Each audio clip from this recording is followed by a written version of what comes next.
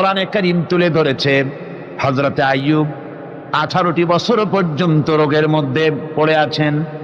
এত অসুখ করেছে, এত রোগ, শরীর পচে গিয়েছে, গায়ে পোকা ধরেছে, দুর্গন্ধ হয়ে গিয়েছে, বিবিরা চলে গিয়েছে, ছেলে মেয়ে পাড়ার লোকেরা দূর দূর করে তাড়িয়ে দিয়েছে। এবার জঙ্গলের ভিতরে গিয়ে আশ্রয় নিয়েছেন। এমন অবস্থা হয়েছে, শরীর পচে পচে জিহ্বায় যখন পোকা ধরা শুরু করে দিল, হযরত আইয়ুব আলাইহিস সালাম তখন আল্লাহ রাব্বুল আলামিনের দরবারে এই প্রথমবারের মতো তিনি বললেন, রব্বুল আলামিন, হায় আল্লাহ তাআলা, সমস্ত শরীর জড়জড় হয়ে গিয়েছে, গায়ে পোকা ধরেছে, আমি কোনো কথা বলি নাই, আমি খামোশ থেকে জিকির আজগার করতেছিলাম। আয় আল্লাহ, এখন দেখি আমার জিহ্বায় পোকা ধরেছে, পোকা ধরা শুরু হয়েছে, আমার জিহ্বাটায়